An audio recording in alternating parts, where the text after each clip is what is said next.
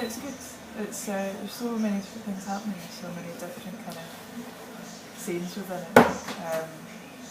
And given that Scotland is such a big place, it's got quite an influential art scene as well. Yeah. I think it's. I think also in Glasgow, it's just because it's cheaper to live here than in London. If you went to New York or Paris or somewhere, it's just so much easier to be an artist. But there's partly that aspect of it, just whether you can afford to.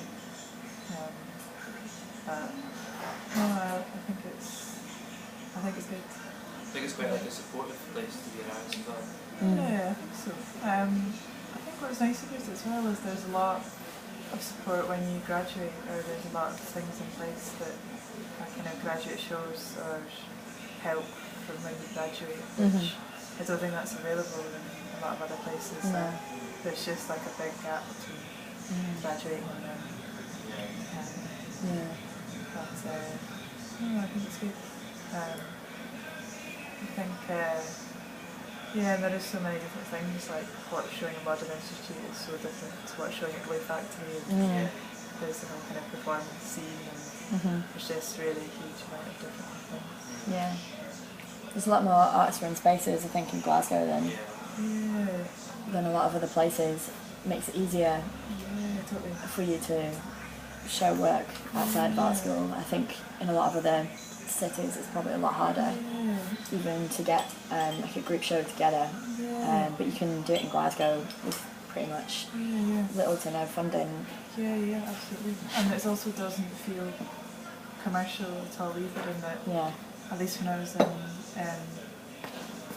the States, it was all about getting represented by a gallery in Chelsea, because there's not really any public art funding. Right. So even unless you're represented by a gallery, there's not much way that you're going to manage to get by. So yeah, I think that's nice. Yeah. Because I don't see how that could change the kind of art you can make, or it can. All I do, Chelsea scares me a bit. But, Would you ever go back to Boston? yeah, I'd really like to. I thought America was great, and they are so much more into kind of digital video scene here, I think. The school was so well kitted out for that as well. I'd really like to. And New York is amazing.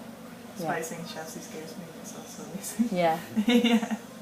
I've always wanted to go to LA as an adult. I went when I was younger. Oh, did you? But I think the art school there, Cal Arts, just looks incredible.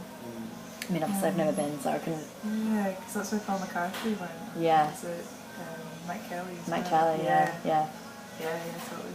Is it John Baldassari as well? John Baldassari, yeah. I think so. That's a pretty good legacy. Yeah, no, I love that as well.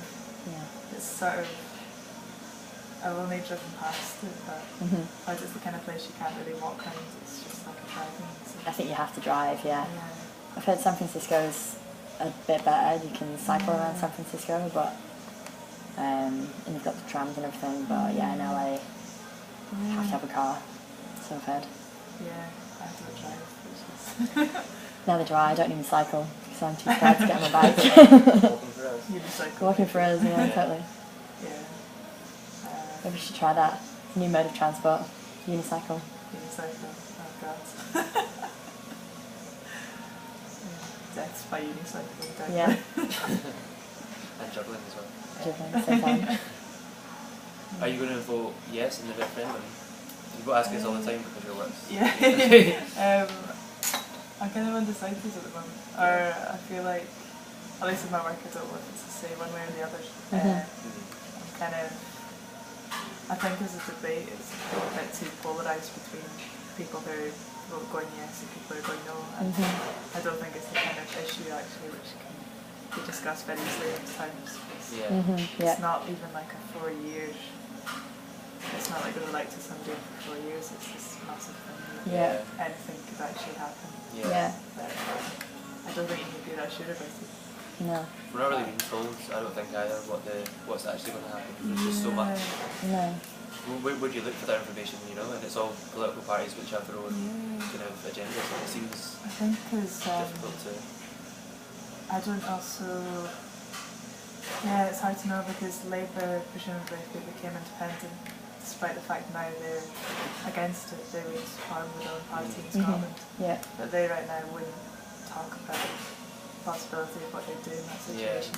It's true. And then what an SNP would be without the independence policy either. So I don't know. I think there's something quite exciting about it. I'm quite excited, but I'm still really unsure. I don't really know what to vote, to be honest.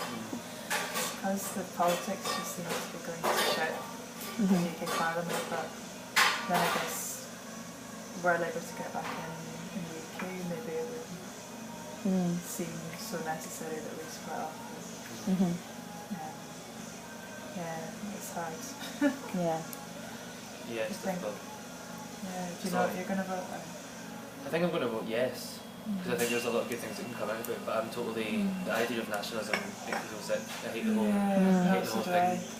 And I don't know, I think I'd vote for it because I think it could offer, because of the possibilities it could offer, although I'm not sure which ones I'm talking about exactly. I'm not like, I'm doing it for this, because I think that once it changes, everything will change anyway. Policies will change, what they'll do will change. I don't trust the SNP. No, I think I don't really believe in voting generally as well, which is like a bigger thing, but not now anyway. Used to, but not anymore. So I think I'm going to vote for it, but I'm very, very sceptical of the whole SNP line and the whole thing. But I think it's worth a chance, you know? Yeah. I think some of the strongest arguments I've heard from it have just been about taking responsibility for what is happening in the country, or the feeling that there is nobody to blame really anymore if we are dependent, and having some sense of like responsibility for that, control over it.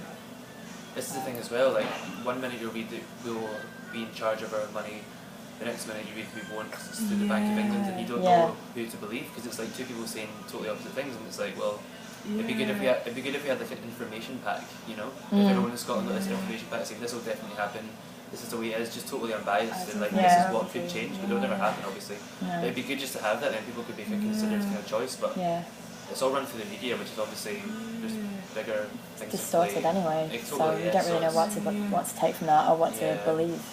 I don't think it'll happen, to be honest. Like I think there's a lot of people that want it. I think it might. I don't. Do you think so?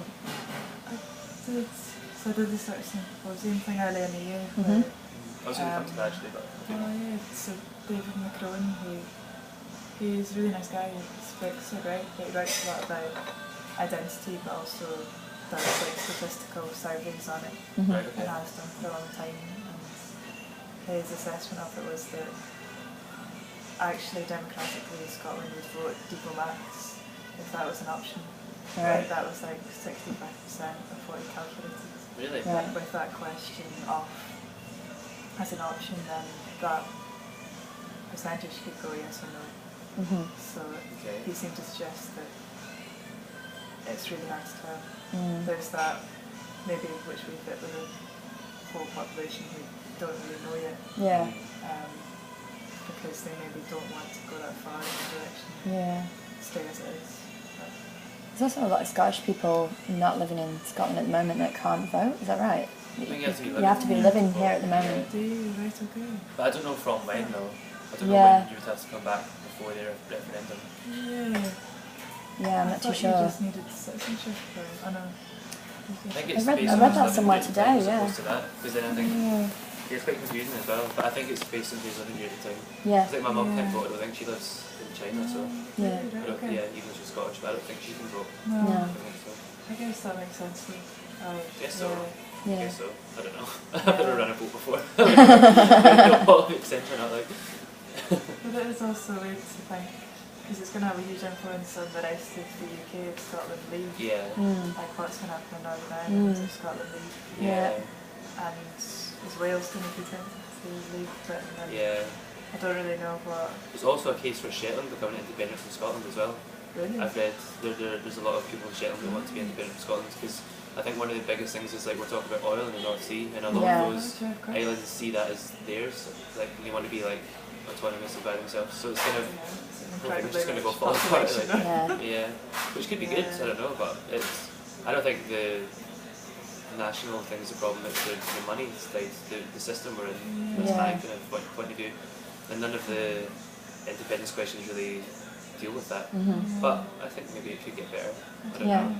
I just don't know if anybody knows if they can at the moment. Yeah. It's so global that This is the thing, yeah, it's beyond our Yeah. control, so Yeah. the almost. fact So. that there's multinational corporations who aren't being taxed in Mhm. the This is UK the at the thing, moment, yeah, I yeah. mean, we're going to be able to do nothing about that Yeah. as Scotland either, so What's Yeah. the thing? Alex Salmond's already said like cutting taxes for like corporations and stuff like that. And it just seems like I don't know. I watched like Question Time the other night, and like Nigel Farage was on it, the UKIP guy, and the whole thing was like talking about immigrants and all the whether or not they were causing anything to the economy and stuff. But if you took Starbucks, Boots, all of these high street companies basically and tax them once off for what they owe, then the deficit would be gone. You know, Yeah. it just seems like a simple thing to do. You know, Virgin as well, Yeah. Vodafone. If you just did one time thing, then it would all disappear. Yeah. And it just seems so silly that we're even talking about immigration if that's the case. You know, Yeah. it's just Yeah. been flipped round in this weird way. Yeah. I think Abstracted. it's just that politicians have so little power over that, and Yeah, that if there's one tax haven in the world, then Mhm. companies will use it. yeah, That it would have to be everybody agreeing to not let this happen yeah. Yeah. for there not to be any way out of. Mm. Yeah. Do you think there's something that we could do about it? I just don't know. Do something about that. I don't know. Like I just think the vernacular has to change. Yeah. I'm even from like just regular people, you know. If that was like a common, if people felt the way Yeah, about that's- that and the way yeah. they did about immigration, it would be a very different story, you know. And they would take it more seriously. But it's just not even discussed really, and I think that's Yeah. quite. The immigration dangerous. fear is such a fantasy. It's getting bigger and And bigger, and it's- it's really.